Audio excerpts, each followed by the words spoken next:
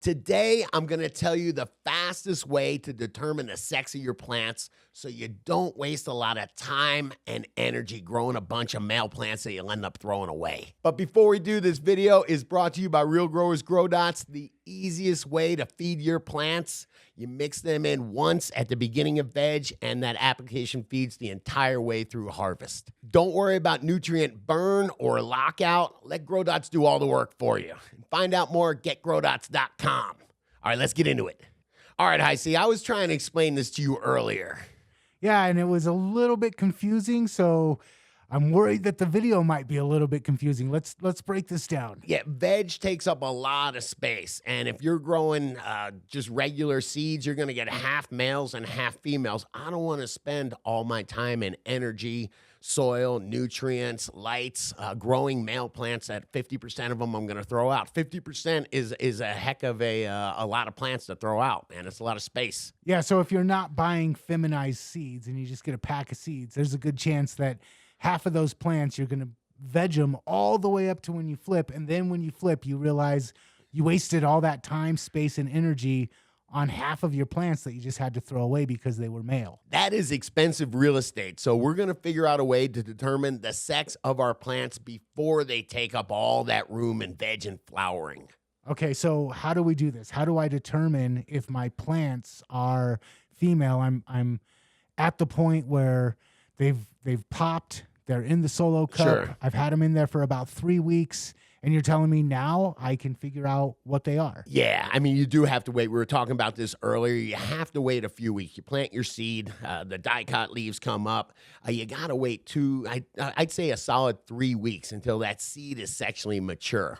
Once it's mature, you take a clone off it, and here's my my little trick. You put that clone right under 12-12. You get that clone to root under 12-12. They will root under 12-12, and then it's going to start showing sex very quickly. Okay, wait, hold on. Sir. So you said you have to wait until it's sexually mature, the original plant. Yes. Because if you try to clone before sexual maturity, will it even clone? I imagine it would clone, but it'll take a while. It's still got to hit that sexual maturity. Okay. You know, it's not going to flower until But the original plant, at about 3 weeks in the solo cup, Right. it's ready to clone. And you're saying you can take that clone and you can put it into right into 12-12. 12-12 being the bloom light cycle. Sure. It's right in your flowering room. Yep. So while the original plant is still vegging and still growing, you Yep. can take that clone and put it straight into flower. Sure. And then it can tell you, it can indicate weeks earlier.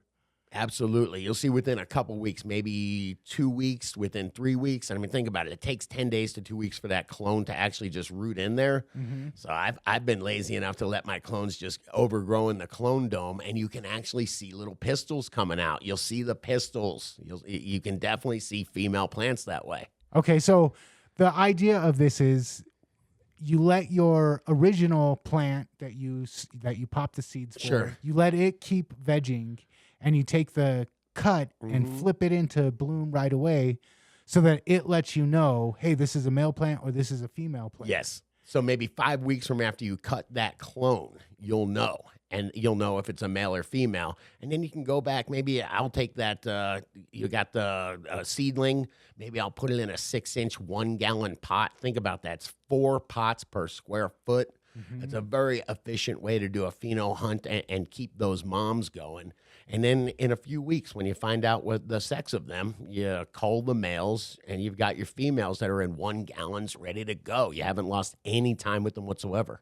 Okay, so this helps me shave off about, what, 2 to 3 weeks of... Yeah, of sexing, yes. But more importantly, think about all that. You had to transplant something into a 3-gallon, and you had to care for it and give it light for those 3 weeks, and that took space from something that you could have known was a female. Think about it. That's what, 35% of a flowering cycle that you could have had something else in there.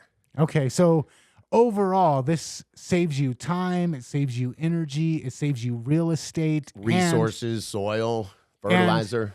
And by the time you get to where you're going to flip your plants into bloom, Sure. you're guaranteed that all of your plants that you're about to flip are male or are female, not Absolutely. males. And in a great position to take clones of it, flip that original mother, and just get a lot of bang for the buck for that energy.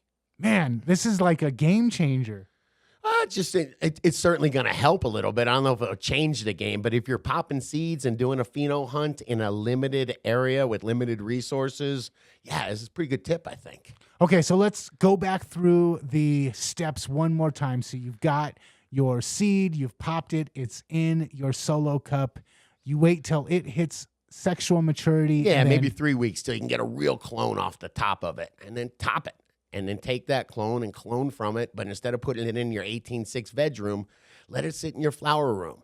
And you'll see they will root. It'll take a couple more weeks, and then you'll start seeing. You might have to transplant it into a solo cup, worst case scenario. But you're going to start seeing pistils. If it's a female, the females show sex a lot quicker than the males. But you'll start seeing those pistils, and that's a great indication that it's a female. Okay, sweet. So give me one last tip.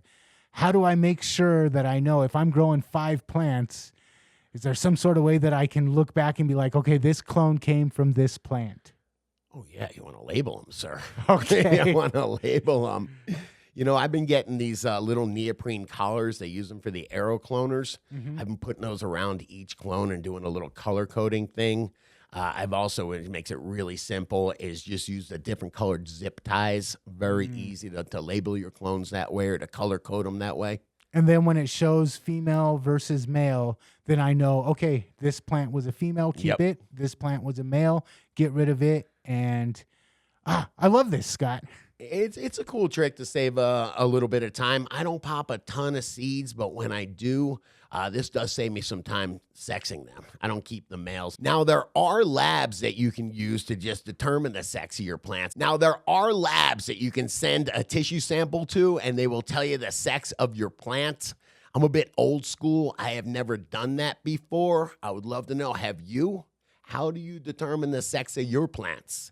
Let me know in the comments. If you're digging this video, hit that like button, smash that subscribe button, and check out the other 2 videos YouTube is recommending. I know you're gonna like them.